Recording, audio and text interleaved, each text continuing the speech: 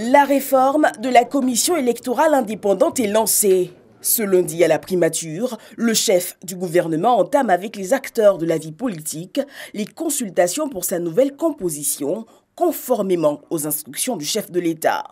La rencontre de ce jour est la traduction de la volonté constante du président de la République, son Excellence Michel Alassane Ouattara, de faire du dialogue politique et de la réconciliation nationale un axe essentiel de son action. Le cadre légal qui régit l'actuel CEI, composé du groupement politique au pouvoir, des partis de l'opposition, des organisations de la société civile et de l'administration, est le résultat de larges consultations initiées en 2013 par le NDI.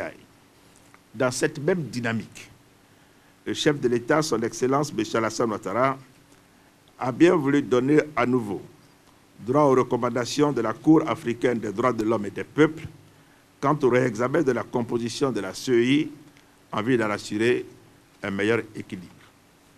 Il s'agit pour nous d'apporter une réponse consensuelle à cette question. Il est demandé aux partis et groupements de partis politiques d'élaborer et de mettre à disposition dans un délai de 2 semaines leurs différentes propositions qui seront la base des discussions, l'idée étant de trouver ensemble le meilleur compromis. La méthodologie que nous vous proposons pour cette réflexion s'articule autour des 2 phases dont la première concerne l'ouverture de la réflexion qui est l'objet de la réunion de ce matin, l'élaboration de vos contributions dans un délai de 2 semaines, le dépôt des contributions respectives au ministère de l'Intérieur et de la Sécurité qui, sur cette base, va préparer la deuxième rencontre avec le gouvernement. La deuxième phase de ce processus consistera en une discussion avec le gouvernement pour présenter les différentes propositions et rechercher ensemble le meilleur compromis. Prenant la parole tour à tour, les représentants des partis et groupements de partis politiques ont salué cette décision du chef de l'État Alassane Ouattara de faire droit à la Cour africaine des droits et des peuples pour la mise en marche de la réforme. Nous nous réjouissons et nous nous félicitons d'abord de cette initiative, de la déclaration liminaire du Premier ministre qui semble indiquer que le gouvernement a véritablement la volonté, l'ambition de créer les conditions pour qu'il y ait un débat franc, un débat sincère, un débat inclusif.